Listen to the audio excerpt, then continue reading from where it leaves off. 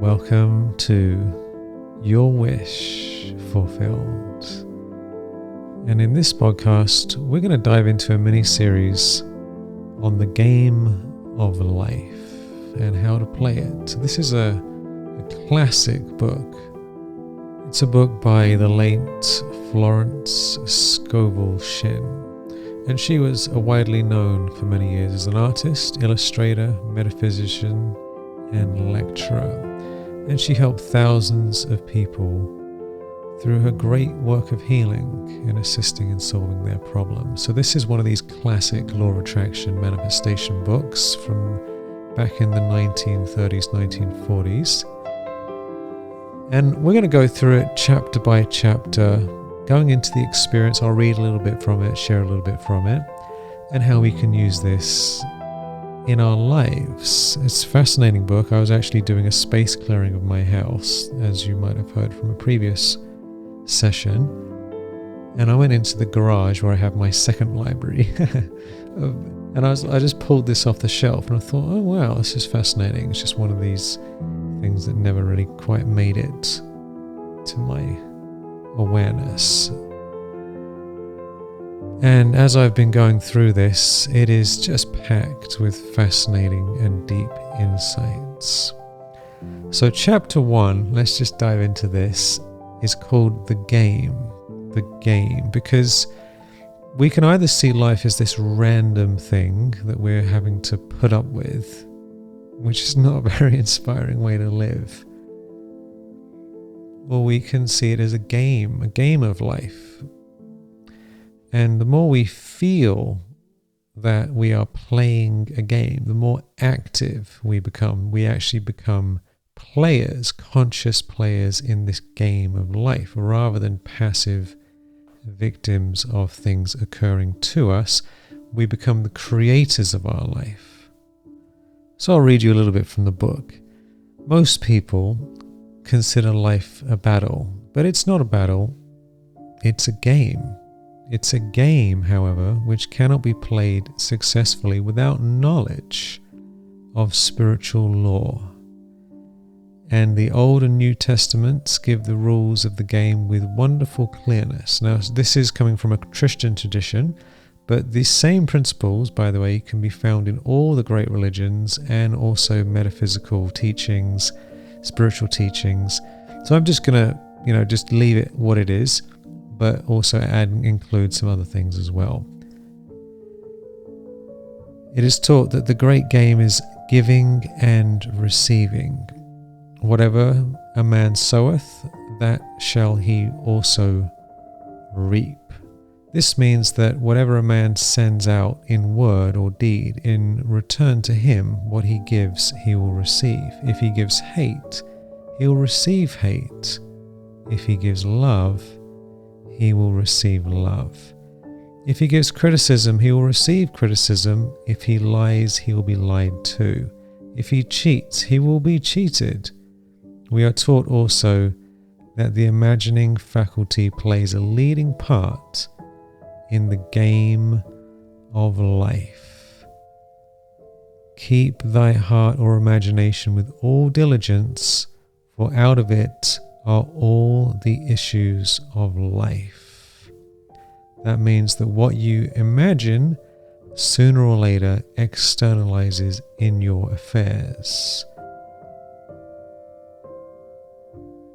I know a man who feared a certain disease. It was a very rare disease and difficult to get, but he pictured it continually and read about it until it manifested in his body, and he died, the victim of distorted imagination.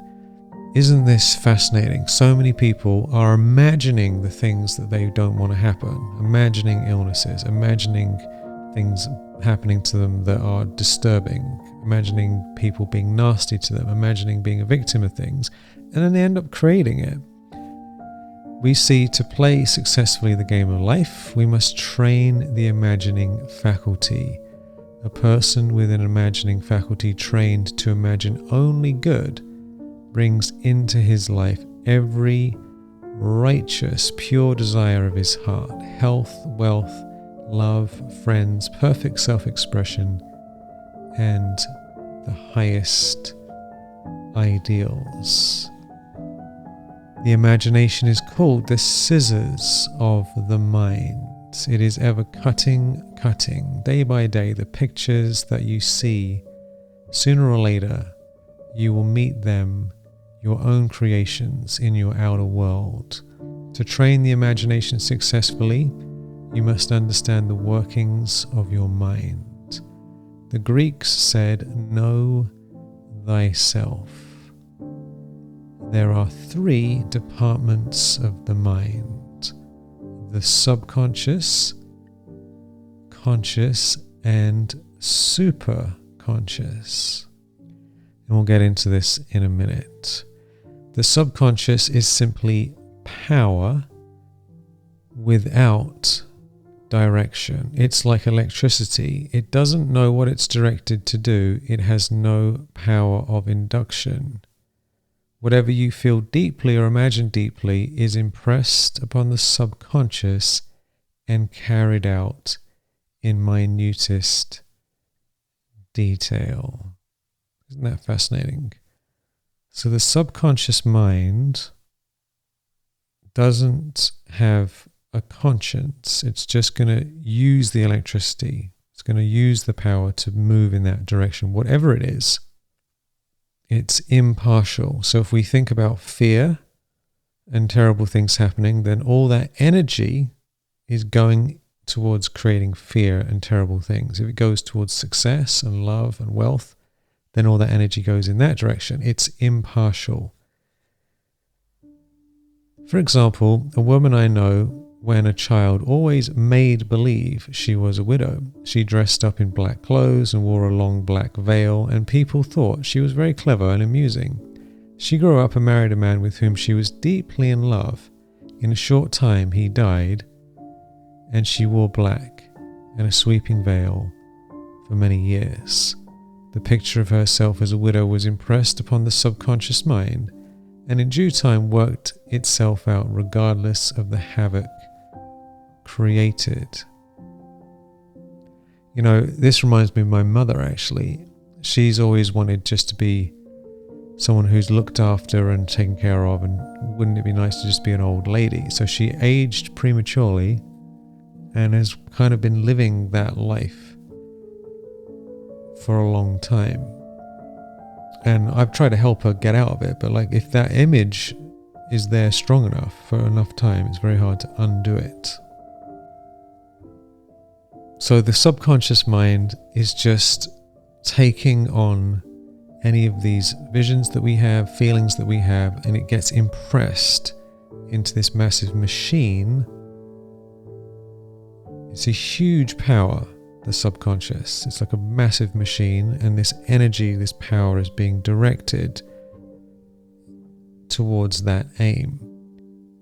So whatever we think about, the subconscious goes hard to work day and night to make it happen, and it doesn't care whether we're thinking about good things or bad things, happy things or unhappy things. It's just going to go hard core, full steam ahead, right? Cranked all the way up. So this is why we need to be extremely, extremely careful in the game of life what we are feeding our subconscious. So now she talks a little bit about the conscious mind. What is the conscious mind? The conscious mind has been called mortal or carnal mind. It is the human mind that sees life as it appears to be. It sees death, disaster, sickness, poverty, and limitation of every kind, and it impresses the subconscious. You can also understand the conscious mind as what we are conscious of, what we are aware of. The subconscious is something that is a deeper part of us. You've probably seen that image of the iceberg. The conscious mind is there a little bit poking out the top of the water, and then there's this huge bit underneath, which is the subconscious. And she also talks about the superconscious, which we'll get to. But the conscious mind is the things that we're aware of. And it's normally seen as only about 5% of our mind is actually the conscious mind. But the conscious mind is the things that we are thinking about. That's where we have control. That's where we can imagine things. That's where we can choose our thoughts and the feelings and the images. So the conscious mind is extremely important. The superconscious mind is the God mind within each one. It is the realm of perfect ideas. In it is the perfect pattern spoken by Plato, the divine design. For there is a divine design for each person. And if you don't know what she means about Plato, there's a Plato's cave, and he says that basically you can read about this. You can watch a video about it, Plato's cave. Essentially, he says, imagine that there is this cave, and there are these men with a fire behind them, and they're facing a wall, and they can only see the shadows in front of them from their own shadows, and they think those shadows are real. They think that is the real world because they don't know anything else. They've been chained to this wall, looking ahead, seeing the shadows. And one day, one of these men is finally uncaged and taken out, and he goes out of the cage for the first time. And once he adjusts to the light, he's amazed. There's this whole world of amazing real things, and trees and skies and flowers and colors, and he's never seen anything like it. He's been in a cave his whole life. And he rushes back into the cave and tries to tell his other prisoners, there's this whole world out there. This isn't the real world. Those aren't, they're just shadows. This is not real. And the other men think he's insane. They refuse to believe him. And they are lost in their limited consciousness. So what she's saying here is that there is this world of perfect ideas, this pristine higher self, this divine way of living, our true destiny, our pure intention. And that's the superconscious, the perfect pattern, the divine design. There is a place that you are to fill, and no one else can fill something you are here to do, which no one else can do. There is a perfect picture of this in the superconscious mind, and it usually flashes across the consciousness as an unattainable ideal, something too good to be true. In reality, it's your true destiny, your destination, flashed to you from infinite intelligence which is within yourself. So there's this deeper part of you that has access to this higher version of yourself, this pure you, this real destiny, these really important things that you're here to do, the real desires that you have, the pure things. Most people, she says, however, are in ignorance of their true destinies and are striving for things and situations which do not belong to them and would only bring failure and dissatisfaction if attained. This is absolutely critical to understand because, this podcast, Your Wish Fulfilled, is about fulfilling your purest desires. But if you come to this with what she's talking about here, these things that are not ours, they don't belong to us. So many of us have been brainwashed. We've all been brainwashed by the media, by marketing companies, by television, by movies, by, you can't watch millions of advertisements. We've seen millions of ads, all of us, right? If you live in the West and you have a phone and you've got access to a screen and you go on anything, after a while, we get absorbed in millions, not thousands, millions of ads, millions of messages, millions, right? And so, of course, some of the things that we think we want aren't really what we want. They're just things that have been programmed into us. Seeds have been planted in our mind. And we think, oh, wouldn't it be great if I had this? Wouldn't it be great if I had that? So one of our main jobs in the game of life, this is why this is chapter 1, is understanding what is your true destiny and make sure that you're striving for things that are true, that are your destiny, that will actually bring you joy. Because if we attain the things that are programmed into us from society, we actually won't be happy. We really won't be. It won't make any difference to us. For example, a woman came to me and asked me to speak the word that she should marry a certain man with whom she was very much in love. She called him AB. I replied that this would be a violation of spiritual law, but I would speak the word for the right man, the divine selection, that the man who belonged to her by divine right. I added, if AB is the right man, you can't lose him, and if he isn't, you'll receive his equivalent. She saw this man frequently but made no headway in their friendship. One evening she called and said, "Do you know, for the last week, he hasn't seemed to be wonderful to me." I replied, "Maybe he's not the divine selection. Another man may be the right one." Soon after that, she met another man who fell in love with her at once, and who said she was his ideal. In fact, he said all the things that she'd always wished AB would say to her. She remarked, "It is quite uncanny." She soon returned his love and lost interest in AB. This shows the law of substitution. A right idea was substituted for a wrong one, therefore there was no loss or sacrifice involved.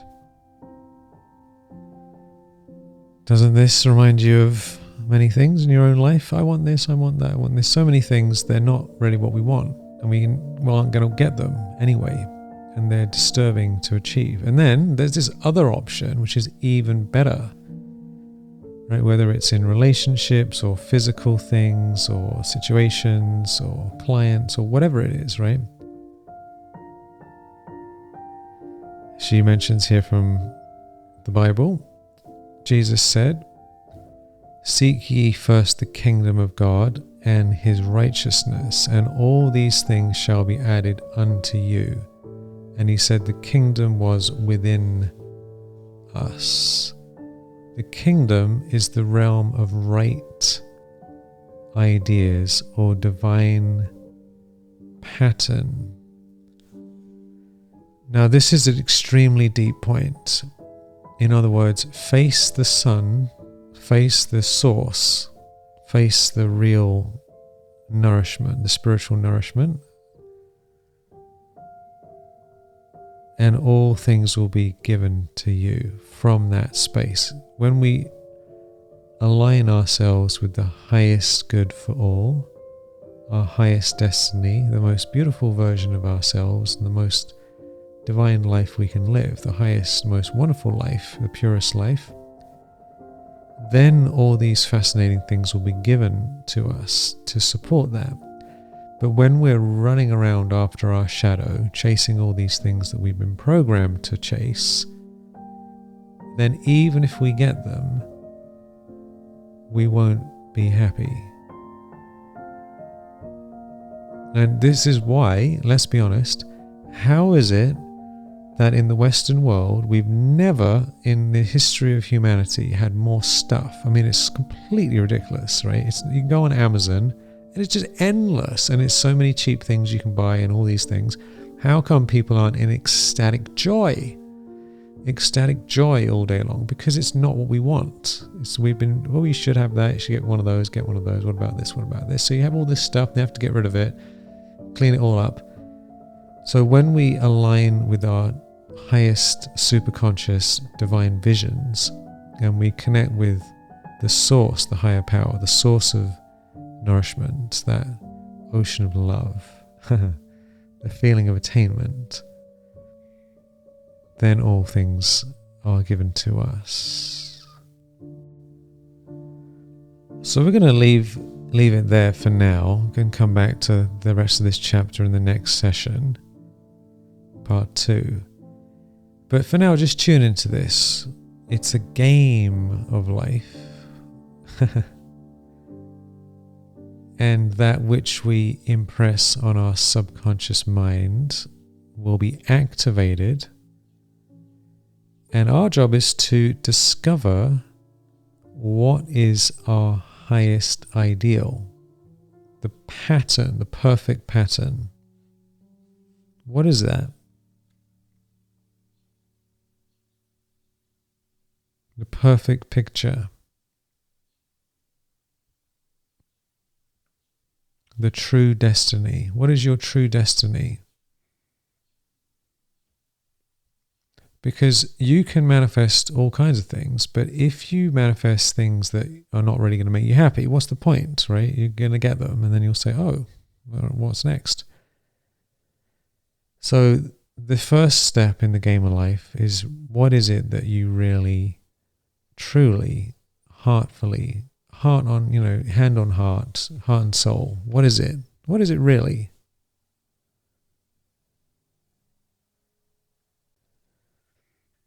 What is your highest ideal?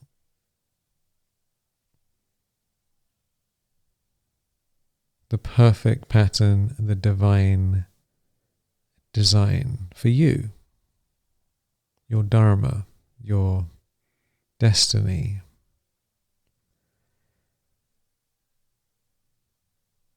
Why don't you take a few days, before the next session comes out, before you listen to the next one, just to tune into this. Even if you think you know what it is, this is something to go back to again and again, just to make sure. Is my desire a pure desire? And pure means, is it going to bring you joy? Is it actually going to satisfy your heart and soul in a real, sincere, meaningful way where you can feel genuinely content?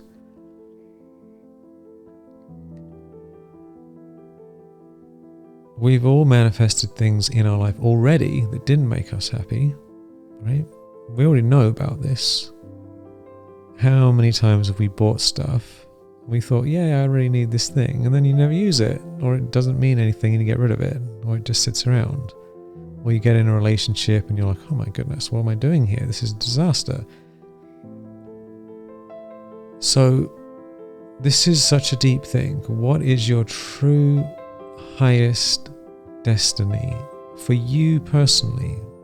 You're a unique being, and the superconscious, this divine ideal, flashes across your conscious mind when you are relaxed. So when you're half asleep, when you're resting, going for a walk, in the shower, that's when you get these insights. So just be open to it. What is my highest ideal? When you ask the question, what is it? Then your subconscious will work on that. What is it that I really, really, really want? What is my purest desire? Tune into it. We're going to go back to this more in the next session. Thank you so much for your beautiful presence. I'm wishing you every success in discovering and manifesting your highest life. Talk to you soon.